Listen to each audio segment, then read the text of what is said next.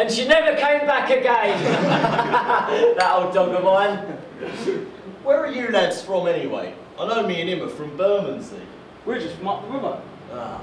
You see, I remember when I was younger, the amount of smells you'd get from just walking around Bermondsey alone. There was the finest soap factory, I think, in Britain, called Atkinson's. Atkinson's. You have the leather trade there and the glue factory next to it. You'd walk another 150 yards and you'd come to the chocolate factory on Gallimore Road where they made beautiful chocolates. Beautiful. Then you'd turn left and come to Pete Freed's where you had a superb smell of biscuits. It was marvellous. Marvellous. And then you'd come to the glue factory where they'd boil up the bones and that. Oh. Yeah. All I'm saying is, you'd be able to find your way around London just by scent alone. All that reminds me of the games we used to play on the docks when we were kids. Do you remember? There used to be different games with different times of the year. No, there was no set thing for it, it just used to happen. Do you remember at a certain time of year, everyone had a hoop? Quick, lads, grab your hoop. Go. Wait, what are you doing? That's it. Another time it was all skipping. Out in the middle. Ready? Go. 1, 2, 3. And another time, marbles. I used to always lose my marbles. We used to play out in the street at night and all. Different games. Jimmy Nacko, you remember that, don't you? You'd have so many men up against the wall, like holding on to one another. And then you'd run and you'd jump, and if you fell down, that was your turn. What they call it on board. We also had Jimmy Nacko. strong horses jumping over one another's back.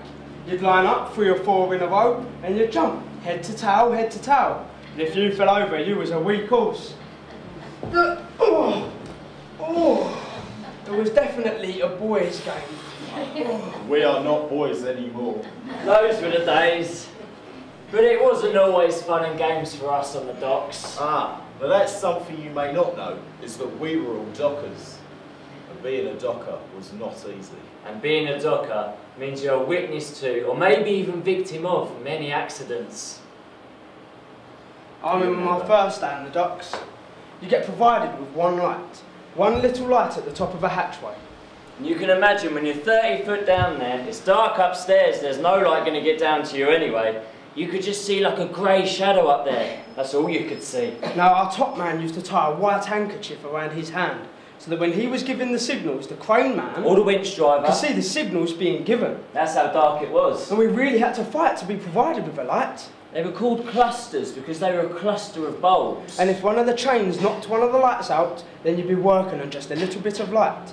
And it was such a struggle to get someone to replace them. The top man would say, If I can see down here, you can see. That's how they all used to be. and if you were trying to signal to the man to say stop, and he couldn't see you properly, your man that's underneath that load of timber that's tipped over him would be laying there dying.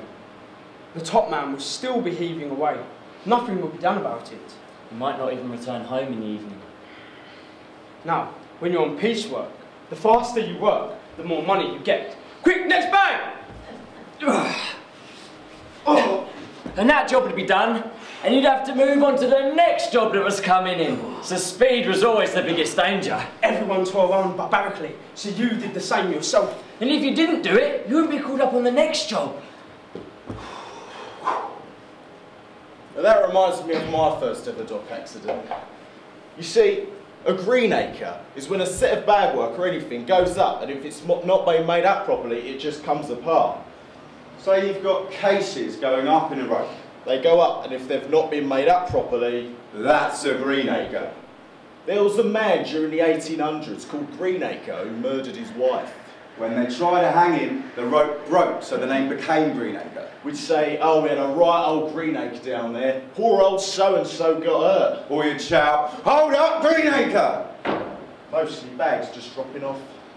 Terrible. One day, we've got bales of paper down in the hold, all made up. Now the top man, who in this case was our foreman, was standing above the hatchway, looking down and signalling to the derrick above. We were breaking down into the lower hold, working bales of paper into sets. But what the top man couldn't see was that his overside wire was taut, while the up and down wire was lifting the bale. And this bale was wedged behind another bale, and when we yanked it The clear, overside wire took over and whoosh! paper bell's gone across like a cannonball. One member of our gang, Murphy, was crushed against the coaming of the ship. Blood came from everywhere.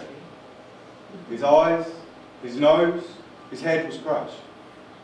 We watched his face turn blue and then white. There was nothing we could do but watch him die. He died there on the spot. The foreman, being very short-sighted, was looking down the hatch wondering what was going on. He shouted down, Come on, aren't you going to send your set up? What's going on down there? he didn't know what had happened. That was my first ever dock accident. There were many more to come. Now come on, it weren't that bad on the docks now, was it? Do you remember a night out after work? Down on the docks? The night was going to the old Rotherhithe Hippodrome. The night was go first, have your Guinness in your sandwich, and then you cross the road and enjoy yourself, watching all the buskers along the pavement. Ah, but the chief character there, as all the buskers knew him as, was Mutt and I. That was his name. He couldn't sing and he couldn't play. He used to wear a top hat, cross-eyed as they make 'em. That's why they called him Mutt and I. See, if you had one wonky eye, you was called Mutt and I. And he sang his own songs too. So if he saw my father, he would say, I saw old Bill Lindley, he's bound to work me a few bob. that's how he used to be, a proper busker. Any old iron, any old iron, any old iron. Who look neat? Talk about a treat. You look dapper from your nap to your feet. Dressed in tile, brand new style. And your father's old green tie on. I wouldn't give you tuppence for your old watch chain. Old iron, old iron.